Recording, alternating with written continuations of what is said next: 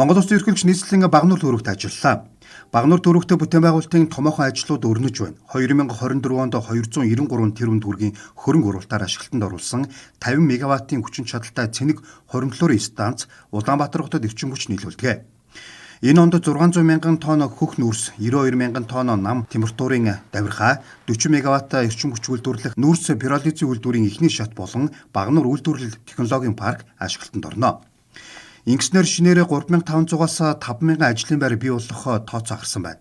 Ерөнхийлөгчийн санаачилсан улсын хурлын гишүүнийг эгүүлэн татахтай холбоотой хуулийн төслийг бүрэн дэмжиж байгаагаа уулзалтанд ирсэн иргэд хэлж байна.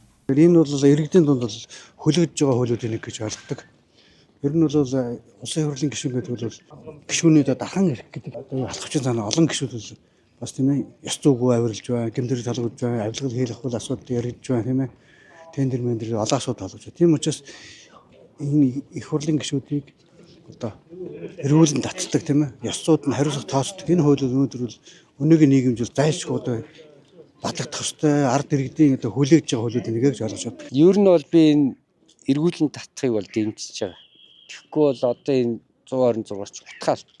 Наадуул чинь зүгээр өөрснөө итгэл бодож байгаа болохоос биш тэр өөрснийгээ тэндээс буучвал болохгүй гэдгээ мэдээлэл үзээд нь шүү. Тийм учраас ямар ч байсан дэмжээл авч хэлсэн л тийм.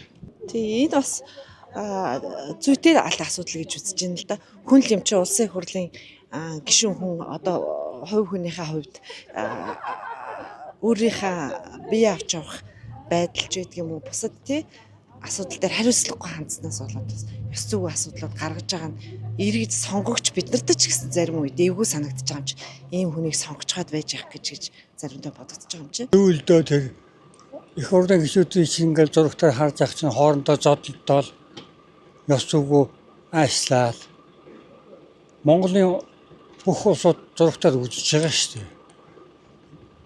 Ард иргэдээ төрөө хайрлаж явах хэрэгтэй.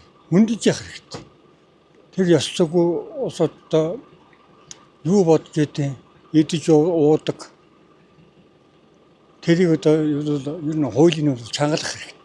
Мөн дүүргийн удирдлага төрөх хувийн хөвшил иргэд хамтран байгаль орчин дээлтэй дэвшилтэт технологитой экспортын чиг баримжаатай импортыг орлого үйлдвэрлэлийг хөгжүүлж ажлын байр бий болгон орон нутаг улсынхаа эдийн засагт бодиттой хувь нэмэр оруулж байгааг ерөнхийлөгч онцоллоо. Мөн МСС компани гангийн үйлдвэр ашиглалтанд орсноор манай улсын нийт арматурын хэрэглээний 20%-ийг дангараа үйлдвэрлэх юм а. Багнуур дүүрэг сүүлийн жилүүдэд аж үйлдвэртсэн хот болох зорилттой нэм тэргүүн тавьж өнөөдөр сүүлийн 2 жилийн хугацаанд Монгол улсын эрчим хүчний оргил ачааллыг даах 50 мегаваттын хүчин чадалтай батарей станцыг аль хэдийн ашиглалтанд оруулж өнөөдөр хувь нэмрээ оруулж ирж байна. Мөн өнгөрсөн 2024 онд хятад болон Монголын хамтарсан Монголын томоохон тооцогдох ган төмөрлөгийн үйлдвэрлэл үйл ажиллагаа мөн эхлүүлээд явж байна. Мөн 2026 оноос бид бүхэн 300 мегаваттын хүчин чадалтай дулааны цэглэгаан станцын техник эдийн засгийн үндэслэлийг өрсөн үндэслэлийг боловсруулж удахгүй нийслэлийн иргэдийн төлөөсний хурлаар батлуулан энэ төслөө сонгож шалгуулалтаа эхлүүлэхээр бэлтгэл ажлыг бас хангаж байна. Ерөнхийлөгч хэлгээд 2100 тэтгэлэгт хөтөлбөрийн хүрээнд дэлхийн 21 улсын ихтэй сургуульд 1055 оюутан суралцж байгаагийн 10 гаруй нь Багнуур дүүргийнх.